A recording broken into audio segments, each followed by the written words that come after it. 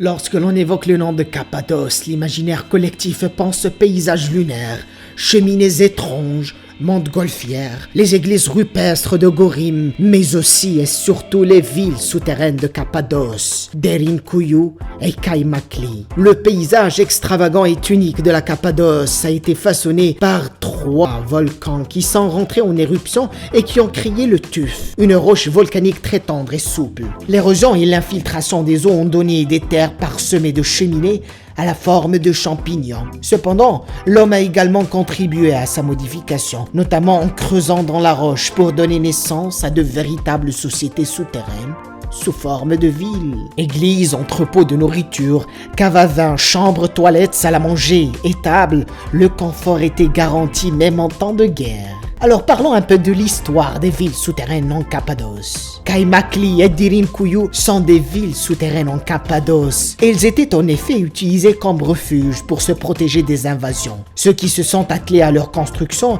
étaient les Hittites. Au 2e millénaire avant Jésus-Christ, première civilisation à être entrée en Anatolie. Cette région était très convoitée car elle était située au carrefour des grands empires de l'époque. S'accaparer de cette zone signifiait donc contrôler le commerce mondial. Les Hittites étaient régulièrement agressés par de nombreux peuples. Ils ont donc commencé à s'approprier le territoire et à creuser des villes souterraines qui se déployaient sous des forteresses. Lorsque l'envahisseur arrivait, la ville à la surface donnait l'impression d'être complètement déserte. Cependant, les invasions des peuples de la mer et des Phrygiens, originaires d'Europe centrale ou orientale, vinrent à bout de l'empire hittite. Les chrétiens utilisèrent ensuite des cités souterraines pour se protéger des persécutions de l'empire romain qui était originellement polythéiste. Lorsque celui-ci adopta comme religion officielle le christianisme, les caves servaient de refuge contre les invasions arabes. Les Seldjoukides finiront par annexer la région à l'Empire ottoman. Dès lors, les cités souterraines furent peu à peu oubliées. Au total, plus de 200 000 habitants auraient vécu dans ce pays enfoui. Les villes souterraines les plus connues sont Derinkuyu et Kaymakli et sont reliées entre elles par un tunnel d'une dizaine de kilomètres. Elles pouvaient s'étendre sur plusieurs kilomètres et la plus grande compte 8 étages explorés, avec 18 niveaux au total. Les circuits connectaient également des maisons des habitants pour leur permettre de se réfugier au plus vite en cas d'attaque. L'endroit était ingénieusement aménagé et chaque étage avait sa fonction.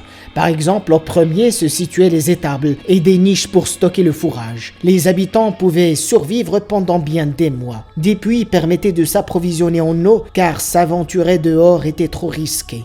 Également, pour éviter l'intoxication, des bouches d'aération permettaient à l'air de circuler lorsqu'on allumait un feu dans le tandoor pour cuire les aliments et se chauffer. La température à l'intérieur était cependant toujours idéale. Située entre 10 et 15 degrés, elle convenait aussi bien en hiver qu'en été. Des entrepôts de vivres et des caves à vin assuraient également une suffisance alimentaire pendant de longues périodes. Ces endroits étaient aussi un foyer du christianisme. Des églises et des écoles missionnaires étaient aménagées dans chaque ville. Malgré les agressions extérieures, les habitants continuaient une vie normale. Ils s'occupaient des troupeaux, buvaient du vin, lisaient la Bible, se réunissaient pour manger tous ensemble dans les salles communes. Si l'ennemi arrivait à entrer dans la cité souterraine, sa progression était rendue difficile par l'inclinaison des tunnels. Ils sont en pente étroite. Ils permettaient également la circulation de l'air. Les couloirs étaient fermés par des grosses pierres de plusieurs tonnes que l'on pouvait aisément pousser de l'intérieur, mais il était impossible pour les individus de l'extérieur de parvenir à les bouger. Les habitants avaient mis au point des techniques permettant d'attaquer et de prendre au piège les envahisseurs. Des trous étaient creusés au-dessus des couloirs pour faire passer des lances. Lorsque l'ennemi parvenait dans les pièces communes, on l'enfermait en bouchant toutes les issues